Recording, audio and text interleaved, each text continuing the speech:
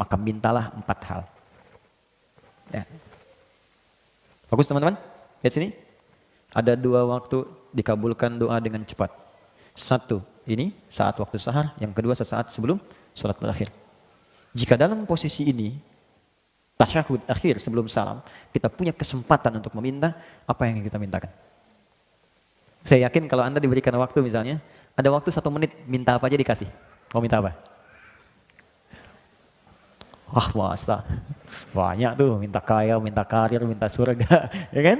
Minta suami soleh, minta istri solehah, minta anak-anak soleh, banyak semua minta. Kata Nabi, kalau mau minta 4 ini, yang lain akan ikut semua. 4. Kita hafal doanya. Apa yang 4 ini? Ini hadisnya, hadis Muslim, hadis 588. Allahumma inni, oke, a'udzubika. 1, min adzabi jahannam. 2, wa min adzabil qabri. 3, wa min fitnatil mahya wal mamat. Oke. 4, wa min syarri fitnatil masihid dajjal. Oke, ada 4 ya. Yuk kita turunkan satu-satu, terus kita bahas. Kalau kita kerjakan ini dengan baik, bukan sekedar doa yang dikabulkan, tapi Allah akan bimbing kita selamat dari mulai hidup dunia sampai kembali kepada Allah ke akhirat. Ya, tidak cukup dengan amin, kita bahas dulu. Ya. Saya hapus sebentar. Bismillah. Ya Allah, sabar ya Allah. Alhamdulillah, pahala sabar cepat. Oke. 1. Bismillah. Izin ya, sambil nulis. Allahumma inni, saya yakin sebagian besar kita sudah mengetahuinya dan mungkin sudah mempraktikkan itu, tapi nanti turunan yang belum kita bahas. Allahumma inni a'udzubika min adzabi jahannam. 1, berlindung dari siksa jahannam. 1, berlindung dari siksa neraka jahannam. Nanti saya bahas neraka jahannam itu apa supaya tahu betul. Ya. 2, wa min adzabil qabri. Dari siksa kubur. Siksa kubur. Nanti saya juga sedikit banyak kalau ada waktunya masih ada kita bahas di alam kubur itu seperti apa. Ya, dari keterangan yang Allah sampaikan, karena Allah yang Maha tahu. Kita kan belum tahu, kalau pengen tahu ya cepat aja ke kubur. 3, wa min fitnatil mahya wal mamat. Ini yang kita butuhkan sekarang. Jadi kalau kita berlindung menyebut ini, wah, hoax, bulian, caci makian, gak akan ngaruh ke kita. Hilang, lewat semua. Ya. Fitnatil mahya, fitnatil mahya wal mamat. Fitnah semasa hidup, juga saat wafat. Kasihan banget, hidup di fitnah, wafat di fitnah juga. Oke, terakhir 4. Wa min syarri fitnatil masihid dajjal. Ini yang paling buruk. Dan ini ujian keimanan yang paling dahsyat. Ya. Dan sebagian tanda-tanda kecilnya itu udah mulai nampak nih. Bukan tanda besarnya kita nggak tahu. Yang tanda-tanda kecil tuh menuju itu udah nampak. Buruknya fitnah dajjal. Fitnah yang paling buruk. Dajjal. Syarri fitnatil masihid dajjal. Dajjal. Ini seketika bisa merubah orang yang tadinya beriman tiba-tiba langsung jadi kufur. Seketika. Nanti kita cerita, ya. Kalau sudah sampai ke nomor 4 kita cerita. Tadi ada 4 ini, kata Nabi minta, setiap di penghujung kita selesai sholat sebelum salam. Kalau belum hafal redaksinya, minta di hati dengan bahasa kita. 4 ini sebutkan. Ya Allah, aku berlindung kepadamu ya Allah dari neraka jahanam, dari siksa kubur. Ya Allah, dari buruknya fitnah saat hidup ataupun nanti aku kalau wafat. Dan dari ya Allah, buruknya fitnah dajjal. Di hati. Tapi usahakan sambil kita menghafal, membaca, sampai nanti kita bisa tahu cara bacanya sesuai dengan petunjuk Nabi. Kita lafadzkan itu. Nah, saking pentingnya ini, pernah ada seorang ulama besar. Bahkan Imam An-Nawawi itu mengambil riwayat dari ulama ini. Namanya Imam Tawus. Imam Tawus ini punya anak. Anaknya sholat. Setelah selesai sholat, tanya bapaknya, kamu baca doa ini enggak tadi? Yang bapaknya sampaikan hadis dari Nabi. Kata anaknya, la. Aqra'ta fi salatik, kamu baca ini enggak? La, tidak. Kata bapaknya, a'id sholatak, kamu sholat lagi. Saking pentingnya doa ini, disuruh sholat lagi oleh bapaknya. Ya, diminta sholat lagi, saking pentingnya. Jadi ada perhatian orang tua yang sangat dalam. Orang tua pengen anaknya selamat dari fitnah. Orang tua pengen anaknya jadi soleh. Orang tua mana yang tidak ingin anaknya hidup bahagia? Orang tua mana yang tidak ingin anaknya tidak soleh? Karena itu ketika tidak membaca ini, kata bapaknya, ulangi lagi sholatnya sampai kamu selesaikan doa ini. Oke, satu, kenapa penting kita membaca ini? Ya Allah, bebaskan saya dari neraka jahanam di kemudian hari saat pulang. Kita orang beriman, iman itu artinya yakin tanpa ragu. Jadi kalau setiap yang Allah berikan, yakin dulu. Walaupun belum paham, yakini dulu. Nanti dengan keyakinan itu, hikmah akan datang. Awas, jangan selalu mengandalkan logika ya. Karena kita ini manusia, punya keterbatasan. Di semua hal yang Allah tanamkan dalam manusia, itu punya batas. Contoh, mata punya batasan. Yang kita lihat besar sekarang, menjauh jadi kecil, bahkan hilang. Artinya, mata terbatas. Telinga punya keterbatasan. Sekian hertz dari bunyi belum tentu bisa kita dengar. Semakin menjauh, semakin hilang bunyinya. Baik, pikiran punya keterbatasan. Yang tak masuk ke pikiran kita, nggak bisa kita cerna. Jadi kalau mata punya keterbatasan, maaf, telinga punya keterbatasan, kenapa akal tidak ingin punya batas? Pasti terbatas. Karena itu Allah berikan jalan. Iman dulu, nanti kalau sudah iman, hati dilembutkan, hikmah datang. Kalau hikmah sudah datang, akal akan mengikuti dan langsung paham seketika. Jelas?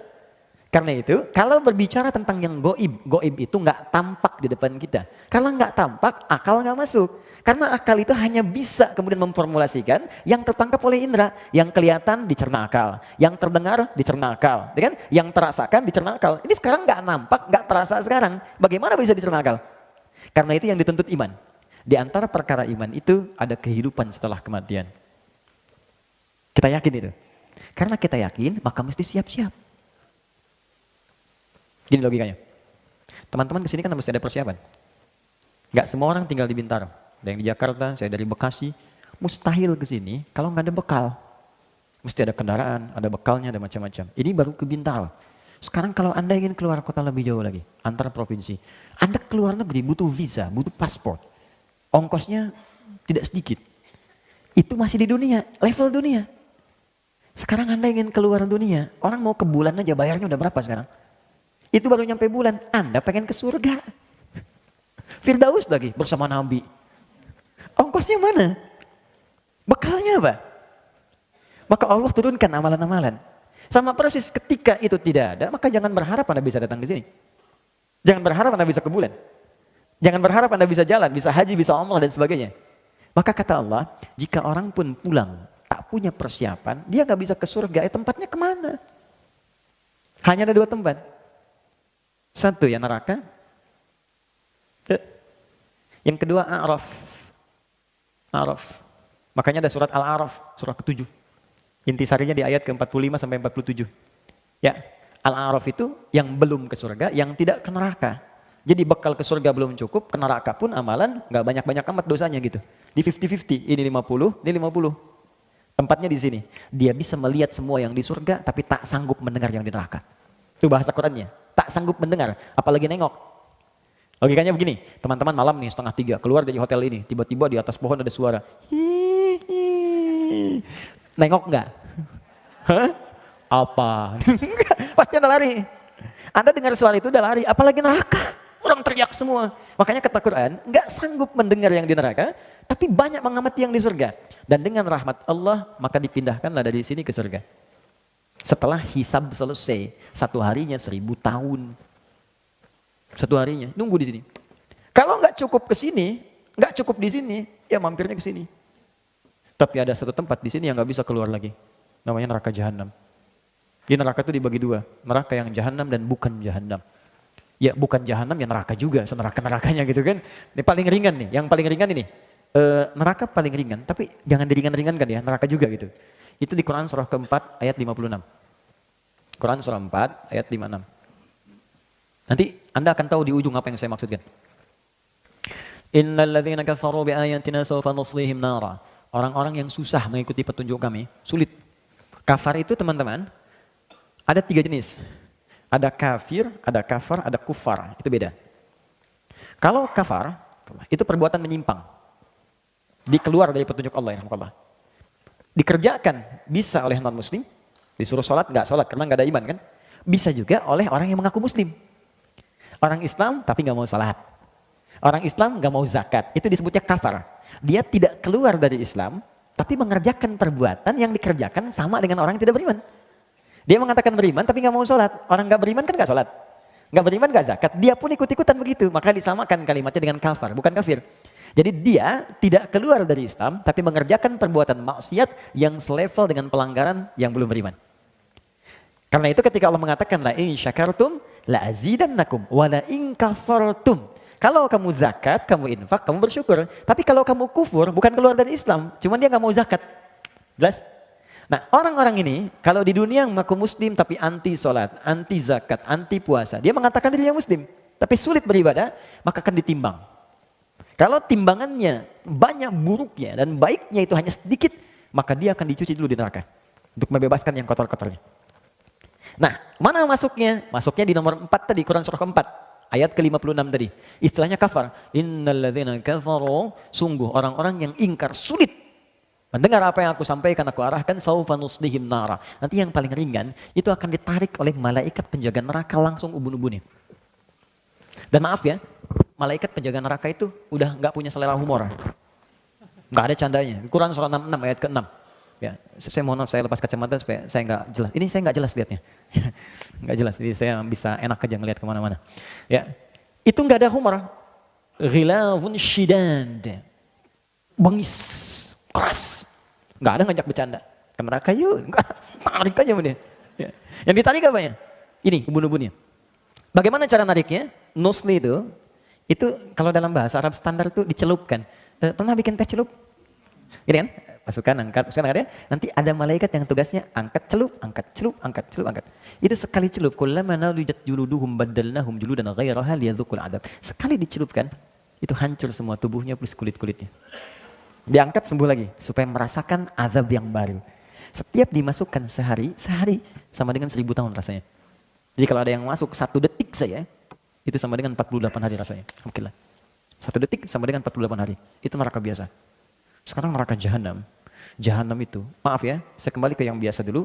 Tapi kalau dia ada di sini dan ada iman dalam jiwanya, itu dihapuskan dulu, semua kotorannya dicuci. Di hadis Al-Bukhari disebutkan baru kalau sudah selesai dipindahkan ke surga. Tapi jangan coba-coba karena dahsyatnya luar biasa. Tapi kalau neraka jahanam, dia nggak bisa keluar. Dan tempatnya di paling dasar neraka. Yang tadi saya sebutkan Quran surah 4 ayat 56 itu paling atas neraka. Yang ini paling dasar. Tadi saya barusan baca hadis di perjalanan. Ada Nabi sedang ngobrol dengan sahabat, tiba-tiba datang bunyi, bus, jatuh. Kalau kita meteor lah sekarang jatuh. Kata Nabi, tahu nggak kalian bunyinya apa itu? Sahabat jawab, Allah wa Rasulullah a'lam. Kata Nabi, ini Nabi ngasih ungkapan, ya ngasih ungkapan, itu semisal batu yang dijatuhkan ke neraka jahanam. Ke dasarnya untuk melempari ahli neraka jahanam. Perhatikan, batu itu dijatuhkan 70 tahun lalu, baru nyampe sekarang. Artinya, jarak dari atas neraka sampai ke neraka jahanam itu 70 tahun. Saking dangkalnya di atas di bawahnya. Keraknya paling bawah itu. Itu ketika dilemparkan itu, saking jauhnya, udah nggak bisa keluar. Bagaimana siksa yang paling dasar di neraka jahanam? Teman-teman sekalian, wah sudah, kalau ini, dia belum masuk ke neraka saja, digambarkan dalam hadis sahih, masuk alam kubur, sudah ditempakkan nerakanya dari pagi sampai petang. Itu yang terjadi pada Fir'aun di Quran surah ke-40 ayat 45 sampai 46. Quran surah 40 ayat 45 sampai 46. Saya ingatkan dari sekarang supaya kita punya persiapan. Jangan semua dunia disiapkan. Alam kubur yang kita akan lalui kita nggak siap-siap. Itu niscaya kita pulang loh. Hari ini mungkin kita wafat. Apa persiapan kita? Antum masih mau main-main? Silakan saja, saya sudah pernah sampaikan. Saya mungkin bisa berkata, ya Allah dia kawan saya, ya Allah dia saudari saya. Saya bisa katakan demikian. Tapi saya nggak bisa berbuat banyak ketika Anda sendiri tidak menolong diri Anda. Saya bisa katakan dia sahabat saya, ya Allah. Tapi kalau Anda nggak pernah usaha, bagaimana saya bisa memohon? Malu gitu kan? Ya, jadi kita mesti berusaha. Ada kehidupan setelah ini, ada kematian setelah kita hidup. Ada sesuatu yang harus kita siapkan. Mau sampai kapan kita hidup dengan dunia yang bergelamuran? Ya, kata Allah nikmati, sayangi silahkan nikmat. Kata Nabi nikmati dunia. Senikmat-nikmatnya, senyamannya hidup yang enak, rumah yang nyaman, keturunan yang baik. Tapi sholat, baca Quran, kan kita pulang. Dan amal kita yang kita bawa bukan rumah kita. Tunjukkan pada saya, mana orang wafat yang bawa rumahnya? Tunjukkan. Mana orang wafat yang bawa handphonenya? Mana orang wafat bawa kerudungnya? Mana orang wafat bawa koleksi pakaiannya? Enggak ada. Kita pulang bawa amal kita. Ini saya tuh kadang-kadang sampai sekarang masih bingung. Orang tuh tahu mau wafat, tapi nggak siap-siap. Kita tahu mau meninggal tapi masih main-main. Silahkan kita nikmati semua pekerjaan kita, tapi beramal. Harta, ayo sekaya-kayanya. Jangan nanggung jadi orang paling kaya. Supaya bisa berzakat, supaya bisa infak, bisa sedekah, bisa berikan pendidikan pada anak-anak, supaya pintar, soleh, jadi dokter yang hafal Quran, insinyur yang hafal Quran, di produser bikin film-film Islami. Ayo cepet, jangan tanggung. Belajar yang tinggi, yang pintar, supaya bisa bikin yang baik-baik. Jadi politisi, supaya bikin kebijakan yang baik-baik. Silahkan. Tapi kita pulang. Kita pulang. Itu yang paling penting. Karena itu mesti siap-siap saat pulang ke sini nih. Ini di alam kubur kata Allah, kalau ahli neraka jahanam, an-naru yu'raduna 'alaiha ghuduwwan wa 'ashiyya.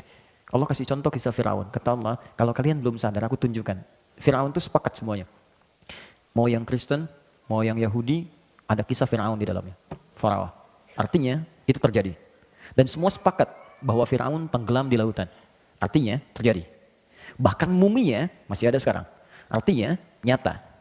Dan kisahnya detil disebutkan dalam Al-Quran. Artinya Al-Quran kitab yang paling benar. Kalau bukan bersumber dari Allah, maka dari siapa lagi bisa mengisahkan tentang Firaun yang jarak Nabi Muhammad ke Nabi Musa 2000 tahun. Maka sisi mana lagi yang kita ragukan dalam Al-Quran? Dan bagaimana lagi cara Allah meyakinkan kita bahwa Allah Tuhan yang benar? Nah sekarang kata Allah dengan kisah yang sama.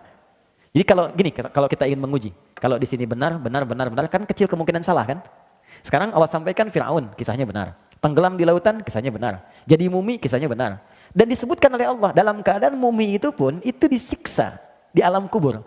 Kubur itu maksudnya, awas, yang dimaksud kubur itu alam setelah wafat. Bisa jadi di dalam tanah, di kubur standar.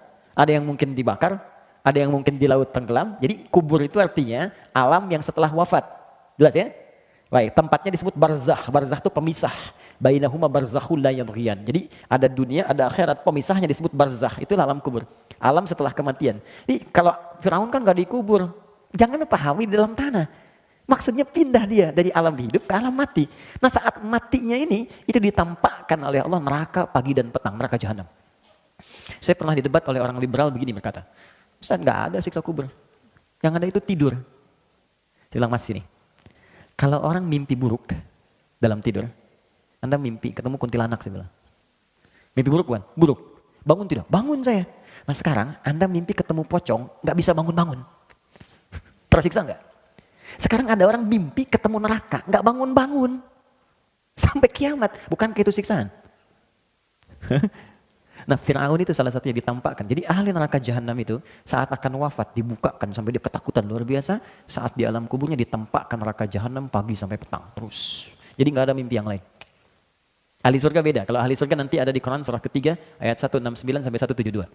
Ya, jadi nanti saking indahnya ahli surga ini, itu sampai-sampai begini Pak. Mungkin nanti di antara kita ada yang pernah merasakan bagian dari itu.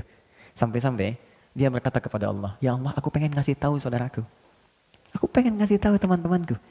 Wa yastabshiruna billadzina lam yalhaqu bihim min khalfihim alla khaufun 'alaihim wa lahum yahzanun. Kalau mereka mampu, mereka akan berkata pada saudaranya, "Kamu jangan takut, jangan tangisi aku. Kalau bisa cepat nyusul ke sini. Di sini lebih enak dari apa yang kamu kerjakan sekarang." Enggak ada tugas lagi, enggak ada beban lagi. Enggak ada salat lagi, enggak ada halal haram lagi. Semuanya enak di sini. Kalau bisa cepat ke sini. Makanya di Palestina itu diajarkan. Jadi kalau ada seorang wafat, itu yang masih hidup tuh bagi-bagi manisan. Kenapa? Ini alhamdulillah sudah wafat duluan. Mudah-mudahan saya nyusul besok. Mudah-mudahan saya nyusul. Makanya syahid itu ditanamkan dari sejak kecil. Syahid itu banyak nanti. Ya. Kalau nggak ada konteksnya pembelaan diri, sedang diserang. Kalau tidak ada konteks itu, nanti semua pekerjaan kita yang baik-baik diniatkan karena Allah itu fisabilillah. Seperti sekarang belajar. Itu kalau wafat orang sedang mengajar atau Anda belajar, itu syahid. Seorang ibu mengandung. Misal saja. Wafat saat melahirkan misalnya. Baik bayinya atau ibunya, syahid. Sedang menyusui, wafat, diniatkan ikhlas, syahid. Anda sedang bekerja, diniatkan ibadah untuk beribadah pada Allah, syahid. Pertanyaan saya, setiap Anda bekerja, niat ibadah enggak? Jangan-jangan niatnya harta melulu, makanya capek kerjanya. Capek gitu. Itu ada nilai-nilai itu. Ya, di Palestina dulu tuh ada seorang pendongeng Indonesia, itu diminta untuk menghibur anak-anak, untuk cerita, dongeng Islami. Jadi begitu sampai ke sana, dia dapatkan anak TK jumlah 150 orang. Saya pernah sampaikan di beberapa kesempatan. Itu mau dongeng kurang lebih mungkin. Ya kalau kita konversi ke kita, dongeng jam 4, jam 2 sudah rapi. Duduk semua. Pemirsa depan. Pertanyaan pertama, sebelum cerita, siapa yang mau jadi presiden? Gak ada yang angkat tangan. Iya. Siapa yang mau jadi dokter? Yang perempuan sedikit-sedikit ada yang angkat. Siapa yang jadi pemain bola? Laki-laki sebagian sedikit angkat. Yang keempat, siapa yang mau jadi syahid fisabilillah? Gak ada yang angkat. Tapi semua berdiri. Dan mengepalkan tangannya. Nahnu syuhada, kami yang syahid, kami yang syahid. Terdengar saya mengatakan, saya akan nyusul paman saya akan nyusul kakak saya akan nyusul ayah saya akan nyusul bapak saya. Semua mengangkat tangannya. Karena memang diajarkan untuk persiapan pulang. Makanya amalan itu dikejar. Kejar amalan itu. Karena dia sadar akan pulang. Nah ini yang sekarang berkurang di kita. Semua mengejar hidup dan tidak menyiapkan wafat. Nah neraka jahanam, dahsyatnya di alam kubur begini dan kalau sudah masuk nggak akan pernah bisa keluar. Nggak akan bisa keluar. Dah selesai. Walaupun dia beriman, ada orang beriman yang masuk neraka jahanam. Siapa orang itu? Orang yang beriman di lisannya tapi ingkar di hatinya. Disebut munafik namanya. Orang munafik ini tempatnya di neraka jahanam. Dalilnya Quran surah keempat ayat 140. Quran surah 4 ayat 140. Paling kiri sebelah bawah di mushaf. Wa qad nazzala 'alaikum fil kitabi an idza sami'tum ayatillahi yukfaru biha wa yustahza'u biha fala taqudu ma'ahum hatta yakhudu fi haditsin ghairi. Jika Anda mendengar ada orang-orang yang bahkan kata Quran gelarnya cukup tinggi, bagus, tapi dia memalingkan isi ayat-ayat Allah. Kadang-kadang memotong ayat-ayat, kadang mohon maaf ayatnya dialihkan kepada pengertian lain. Maka kata Allah jangan sertai mereka. Jangan celak juga. Udah diamkan aja, tinggalkan. Kalau Anda ikuti yang seperti itu, semua agama sama, menuju pada Tuhan yang sama, cuma caranya beda-beda. Anda ikuti seperti itu, ujung-ujungnya Anda nanti nggak sholat juga. Ujung-ujungnya nggak ibadah juga. Tinggalkan dulu mereka, sampai mereka tobat. Baru datangi lagi. Kata Allah, lihat ujung ayatnya. Innallaha jami'ul munafiqina wal kafirina fi jahannam jami'a. Allah akan himpun orang munafik dan orang-orang yang tidak mau beriman di akhirat nanti di neraka jahanam semuanya. Ingat, ada dua perbuatan yang bisa memasukkan seorang ke neraka jahanam. Kalau Anda berlindung menyebutkan ini, maka Anda akan dijaga dari dua perbuatan itu.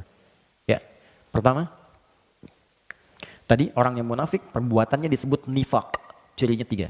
Hati-hati, kalau Anda ciri ini melekat pada diri kita, segera tobat. Karena resikonya bahaya. Pertama nifak. Allahu Akbar. Orang yang disebut munafik. Cirinya 3. 1, idza haddatsa kadzaba. Kalau dia bicara dimanapun, hobinya berdusta. Ingat hadisnya bukan hadatsa, tapi haddatsa. Beda antara hadatsa dengan haddatsa. Kalau hadatsa sekali bicara. Mungkin ada orang yang terpaksa berdusta karena satu hal, bukan jadi kebiasaan. Kalau ini setiap bicara hobinya dusta.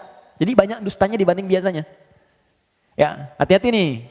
Rumah tangga tanya, kemana ya? Sini dulu, padahal enggak. Kebiasaan. Anak dari kecil ditanya misalnya, kemana? Awas hati-hati. Di kantor jadi biasa.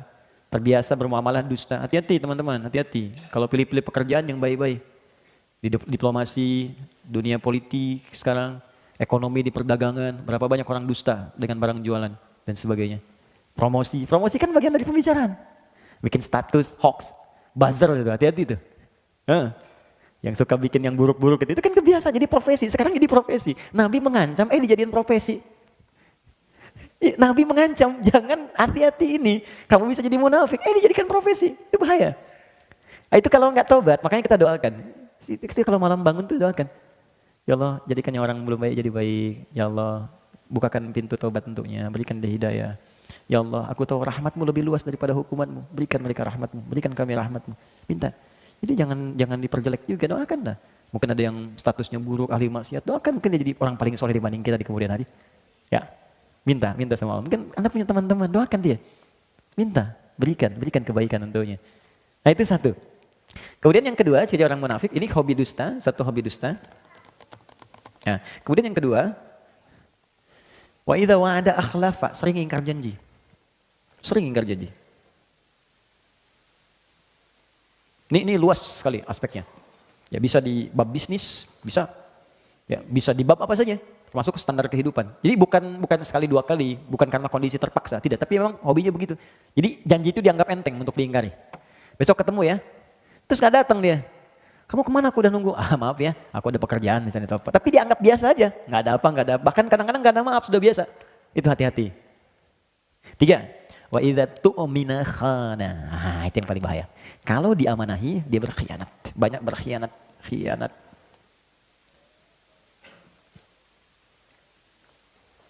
Istri, amanah untuk para suami. Suami, amanah untuk istri. Amanah dari siapa? Allah. Allah mudah memasangkan Anda dengan perempuan lain. Tapi kenapa istri Anda yang sekarang dipasangkan dengan Anda? Allah mudah memasangkan suami dengan yang lain. Tapi kenapa suami Anda dipasangkan dengan Anda sekarang? Karena Allah yang punya keyakinan dengan itu, Anda menjadi baik. Itu amanah Allah. Makanya kalau suami menginginkan istri salihah, suami support. Ma tahajud yuk, sayang pakai kerudung yang baik ya, sayang kita ngaji besok ya. Istri begitu. Sayang besok kita tahajud bareng ya, kamu jadi imam doa ya, aku aminkan di belakang. Support. Itu amanah. Dan satu kali akan ditanya oleh Allah. Akan ditanya. Anak-anak amanah. Sudah berapa banyak anak Allah amanahkan kepada Anda?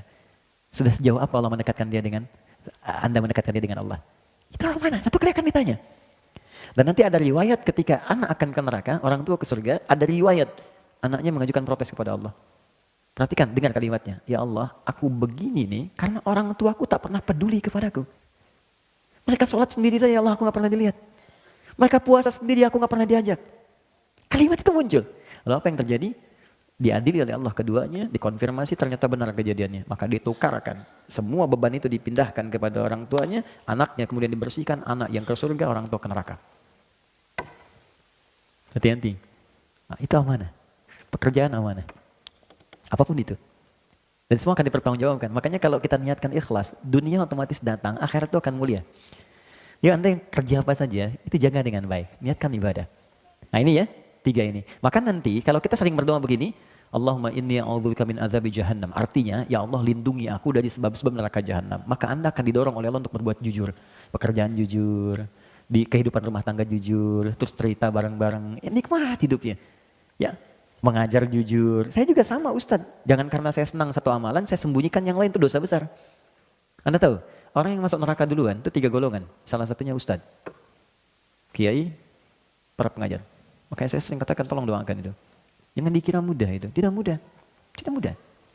Ya, ada seorang yang berkata ketika ditanya, ma fa'alta bi'ilmik? Apa yang kamu kerjakan dengan ilmumu? Dia berkata, saya mengajar karenamu ya Allah.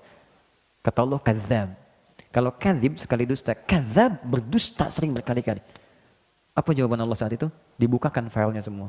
Kamu itu mengajar hanya untuk cari popularitas. Kamu hanya mengajar untuk cari materi, cari amplop, cari macam-macam. Lemparkan dia ke neraka. Dibawa, ditarik malaikat, dilemparkan. Oke, tolong jangan bebani saya dengan hal semacam itu. Ya, saya sering katakan di setiap tempat, saya tidak pernah memasang apapun urusan dunia. Saya transaksi saya dengan akhirat, bukan dengan dunia. Dapat yang saya bisa, saya akan usahakan sendiri. Kalau saya belum punya kemampuan, kita berbagi. Itu yang saya pegang. Sampai saat ini. Alhamdulillah Allah cukupkan. Saya dari kepala sampai ujung kaki nggak pernah beli sampai hari ini. Demi Allah saya katakan, ini peci, kacamata, belum satu rusak sudah datang yang lain. Ini baju dikasih. Hampir saya copot tadi buat Mas Dude. Nanti habis selesai saya copot. Ya. Wah, ini celana sama, jam sama, hampir semua, hampir sampai saat ini. Siapa yang kasih? Allah. Dan saya nggak pernah minta apapun. Tunjukkan pada saya di mana saya ceramah, saya minta tarif, minta amplop. Semua saya datang. Dan berusaha, karena kita nggak tahu di titik mana kita bisa gagal. Popularitas dan sebagainya. Itu yang paling berbahaya. Yang kedua, orang kaya yang mengaku sering dermawan, sering nyumbang. Dia mengaku karena Allah. Tapi kata Allah bohong. Ternyata kamu pengen dipuji aja. Disebut orang kaya yang suka ngasih, pemberi dan sebagainya. Ketiga, mujahid fisabilillah. Dia mengatakan karena Allah. Kata Allah bohong. Kamu disebut tuh karena hanya disebut sebagai orang hebat aja. Perang dan sebagainya. Nah, maka hati-hati. Nanti setiap kita berdoa ini, ya Allah lindungi aku dari neraka jahanam. Maka artinya Anda akan dijaga oleh Allah supaya jujur dalam kehidupan. Kemudian kalau berjanji bisa menepati dan tidak khianat dalam kehidupan. Ini poinnya. 2, dosa besar. Ini banyak sekarang. Jadi kalau kita berdoa, kita akan dijauhkan dari dosa besar. Orang yang mengerjakan dosa besar sengaja dan tidak bertobat, maka nerakanya jahanam. Contoh, syirik dosa besar. Sekarang syirik jadi acara. Jadi program. Awas, saya nggak mau ada teman saya di sini menyulitkan beban saya di hari kiamat untuk kita bisa saling menolong. Jangan terlibat dalam program-program syirik. Mau di media, di TV, di radio, dimanapun jauhi. Belajar. Apa jenis-jenis syirik-syirik itu yang bisa kemudian menjauhkan atau menyekutukan Allah. Program dukunisasi, paranormal, macam-macam jauhi itu syirik. Dan kita doakan. Ya, jauhi yang seperti itu, kita doakan kawan-kawan kita. Supaya Allah melembutkan hatinya. Kalau sudah lembut, dia mau datang sendiri. Baru kita dakwahi dengan lembut, dengan hikmah. Jangan langsung celah juga, ini begini, tidak, pelan-pelan. Karena ada orang belum tahu. Yang belum tahu itu diberitahu bukan dimarahi. Woi tobat lu, syirik, kayak marah dia. Doakan dulu, lembutkan, pelan-pelan, ajak diskusi, gitu caranya. Fir'aun sekejam-kejamnya masih disuruh Nabi Musa untuk bisa berdakwah dengan lembut. Quran surah 20 ayat 43 sampai 44. Kata Allah, Musa Harun, pergilah kepada Fir'aun. Idhaba ila Fir'aun innahu tagha. Dia sudah mulai menyimpang. Faqula lahu qawlan layyina, dan dakwahi dengan lembut. La'allahu yatadzakkar aw yakhsha, mungkin dengan kelembutan itu dia sadar. Maaf ya, kita dengan Nabi Musa masih soleh Nabi Musa. Dengan Harun masih soleh Nabi Harun. Teman kita dengan Fir'aun masih buruk Fir'aun. Teman kita itu bukan Fir'aun, dan kita tidak lebih baik dibandingkan Musa dan Harun. Kalau Musa dan Harun diminta berbuat lembut, kenapa kita mesti mencela? Ya, makanya saya sering katakan, kalau Anda ngaji, jadi menjadikan Anda pandai mencela, Anda ngaji apa? Apa yang Anda bahas? Oke, ini dosa besar. Dari mana taunya Ustaz dosa besar itu? Saya ambil contoh gini, maaf ya, kalau syirik itu udah selesai, tuntas babnya. An-Nisa 48 sudah ada, diulang lagi nanti di An-Nisa 116 ke bawahnya. Sekarang, pembunuhan. Berapa banyak sekarang jadi hiasan di berita kita? Kayaknya kok jadi berita yang ringan gitu. Tewas ketika dibunuh ini. Ada yang, kok jadi konsumsi harian? Apa orang nggak baca Quran? Quran surah keempat. Ayat 92 sampai 93. Wa may yaqtul mu'mina muta'ammida. Orang yang sengaja merencanakan pembunuhan. Satu orang saja. Apalagi korbannya orang beriman. Fajaza'uhu jahannam. Kata Allah, balasannya aku langsung siapkan neraka jahannam. Kalau tidak tobat. Sengaja merencanakan pembunuhan. Pembunuhan berencana. Khalidan fiha, aku jamin kekal di dalamnya, enggak akan keluar. Wa ghadiballahu alaihi, Allah murka kepadanya. Wa la'anahu, dilaknat dia. Wa a'adda lahu 'adzaban 'azima, dan dijanjikan mendapatkan siksa yang berlipat dari neraka biasa. Sekarang tunjukkan pada saya, orang beriman mana yang cita-citanya masuk neraka jahanam. Makanya kalau ngajinya benar, itu nggak akan ada kekerasan seperti ini. Kok tiba-tiba muncul bom panci, bom kulkas, bom teflon. Saya waktu kejadian bom jalan Tamrin itu, malah kaget, saya sedih saya. Sedih sekali. Terus di Lampung Anjar, polos lagi ditanya sama jemaah, Ustadz, apakah bom di jalan Tamrin itu termasuk jihad fisabilillah? Pak, sependek pengetahuan saya, jihad fisabilillah itu jihad di jalan Allah Pak, bukan jalan Tamrin. Hati-hati ya, kalau nanti ngaji ada orang ngajak tiba-tiba mencela saja sudah buruk. Nih, ini ya. Kalau Anda ada yang ngajak ngaji, terus pandai mencela orang, itu di hadis Muslim, hadisnya sahih. Riwayat sahabat Abu Hurairah. Hadisnya disebut orang muflis. Kata Nabi begini, ya'ti yaumal qiyamati, kalau Nabi katakan pasti benar. Bisolatin, akan ada orang di hari kiamat membawa pahala yang banyak amalnya. Jadi rajin sholatnya. Jadi saat di dunia itu dia belajar, terus dia rajin sholat. Berubah.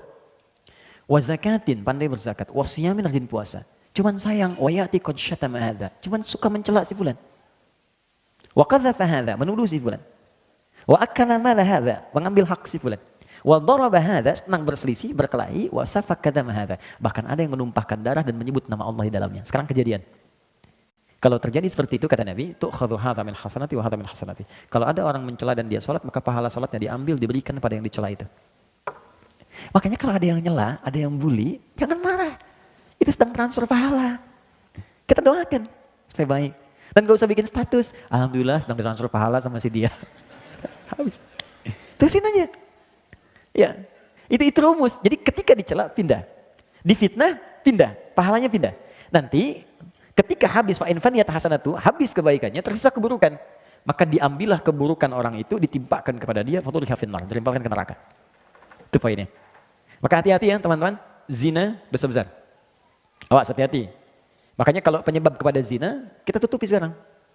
Yang perempuan hati-hati.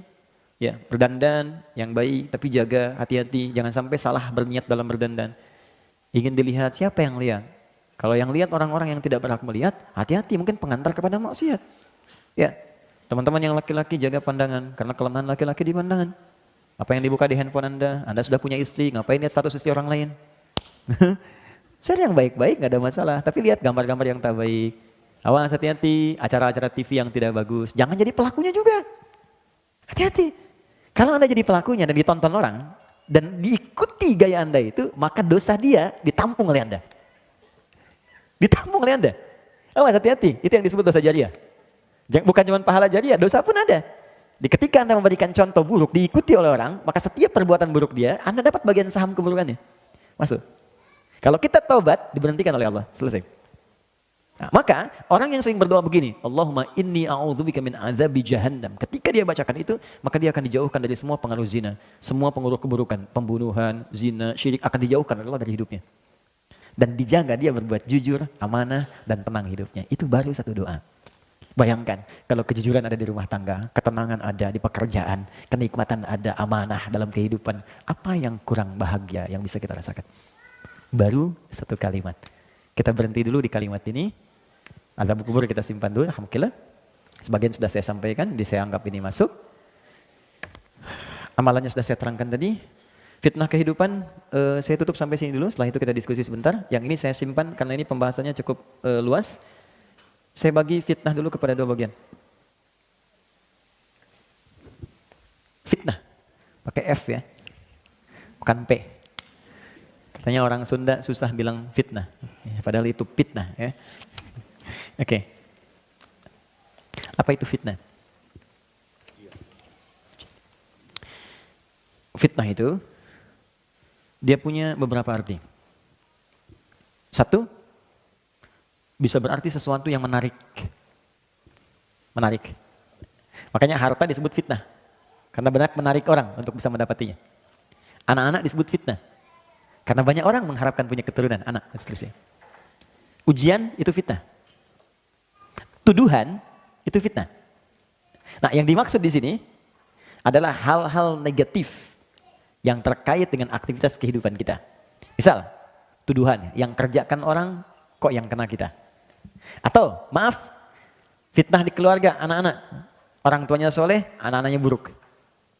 Fitnah di harta benda, hati-hati. Tidak bisa menggunakan harta sesuai ketentuan Allah.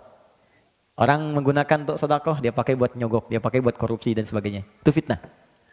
Ada fitnah yang terjadi selama kita hidup. Dan itu sudah nampak sekarang, banyak. Yang kerjakan orang dituduh orang lain. Ada rekayasa, ada macam-macam, dan itu banyak hal dalam aspek kehidupan kita. Nah, ternyata sebagian umumnya manusia tidak bisa lepas dari ini, fitnah kehidupan.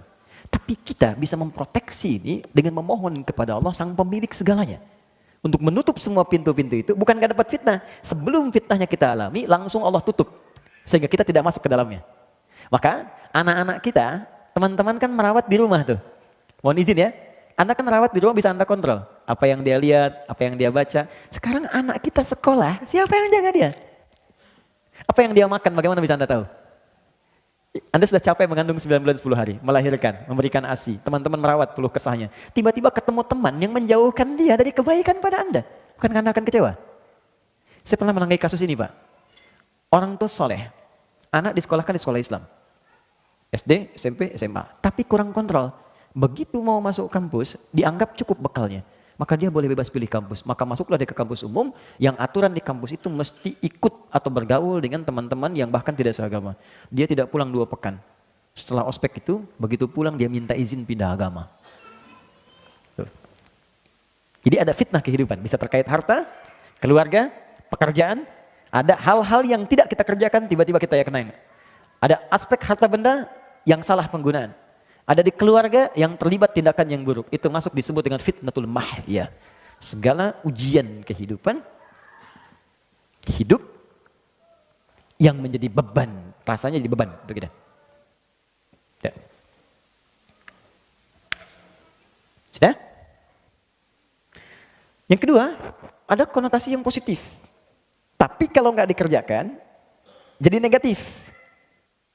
Yang kedua ini artinya, ujian yang diberikan pada orang lain, tapi kita diminta belajar dari hikmah itu. Yang mengalami ujiannya disebut dengan bala namanya. Bala. Cukup sekali ya. Kalau 2 kali jadi bala-bala. Bala. Oke. Atau ibtala. Misal, hujan nih. Banjir kan? Banjir misalnya. Ada tempat tuh. Kalau banjirnya mengenai saya misalnya langsung seketika, nah maka itu bala buat saya. Ibtala, saya diuji.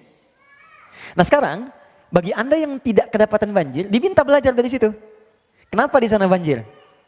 Misal, karena saluran kurang bagus, kan? Karena nggak sampai, ya, Kenapa di Aceh misalnya kena tsunami begini? Oh, karena mungkin ada kejadian-kejadian di pantai begini, air laut gak stabil, berarti mesti siap-siap. Kalau tinggal di pantai lagi misalnya rumahnya ditarik agak sedikit ke darat dan sebagainya, bikin persiapan. Ujian yang terjadi di tempat lain, tapi kita yang diminta belajar dari situ disebut fitnah untuk kita. Ada orang jalan di tengah jalan, harusnya di pinggir di jalan. Kena dia oleh mobil. Maka fitnah buat kita. Maksudnya jangan sampai kita melakukan hal yang sama di kemudian hari. Karena itu boleh jadi sekarang yang banyak ditampilkan di media. Ada pembunuhan, ada penipuan, ada korupsi, ada macam-macam. Sebetulnya salah satunya fitnah untuk kita. Maksudnya yang mengalami orang lain tapi kita diminta belajar jangan melakukan hal yang sama. Jelas? Itu konteks yang positif. Tapi bisa jadi kemudian negatif kalau dia tidak dikerjakan. Nah, terakhir ada orang meninggal masih difitnah juga. Itu paling gak enak. Sudah meninggal masih dituduh juga, kasusnya masih dibuka juga, kadang-kadang jasadnya dikeluarin lagi, ini lagi, cek lagi, itu lagi. Hidup aja sudah susah, meninggal makin susah lagi. Maka dari itu diajarkan oleh Allah, kalau kita bacakan bagian ketiga ini, maka semua pintu-pintu itu Allah akan padatkan. Minimal sekalipun ada, nggak ada beban buat kita. Jadi kalau bukan ditutup oleh Allah, atau dibuka untuk pelajaran, tapi hati kita dilapangkan. Misal, celaan itu kan tuduhan, bagian kecil dari fitnah. Kalau orang sudah dilapangkan hatinya, ya walaupun kerannya dibuka, tapi ke hati itu nggak akan berpengaruh. Ya celah aja nggak ada masalah, hatinya itu masih lapang. Ya, saya pernah ilustrasikan begini. Ada seseorang datang pada seorang kakek ngadu masalah. Kakek itu cuma mengambil garam 2 genggam. 1, dia taburkan simpan di gelas seperti ini. Minum katanya. Ambil airnya dari danau. Begitu diminum dia muntahkan. Kenapa? Asin. Sekarang dia lemparkan genggam satunya lagi ke danau, air tawar. Lalu diambil airnya. Sekarang minum. Begitu diminum, segar ya. Kata kakek itu, ini hikmah yang bisa kita ambil. Demikianlah kehidupan kita. Kalau hati kita sekecil gelas ini, maka persoalan kecil pun akan jadi besar dalam hidup. Tapi kalau hati kita bisa lapang, seluas danau ini, yang besar pun akan terasa kecil dan tidak berpengaruh dalam kehidupan. Itulah meluaskan sesuatu disebut dengan insyirah. Yang luas disebut syarah. Maka turunlah surah Al-Insyirah yang menyatu dengan surah Al-Duha itu. Perhatikan kalimatnya. Alam nashrah laka sadra wa wada'na anka wizrak alladzi anqadha dhahrak. Kalau hatinya sudah luas, beban yang datang di dalam tubuh kita pun yang menjadikan berat dari kepala sampai kaki akan dilapangkan oleh Allah. Maka ditutup dengan kalimat indah. Inna ma'al usri. Setiap kesulitan paling sulit pun kadang-kadang bisa selesai oleh orang ini dengan senyuman saja. Yusrun, kemudahan yang paling mudah. Maka orang yang baca doa ini itu akan dilapangkan oleh Allah sehingga kesulitan-kesulitan di hadapan diri dia ringan semua, kadang-kadang cuma senyum aja. Ada yang begini, ada masalah, selesai ini. Udah. Macet orang ngeluh, tantin klakson. Alhamdulillah bisa baca Quran. Ya, terlambat bagaimana ya? Bilangannya terlambat macet. Emang kenapa?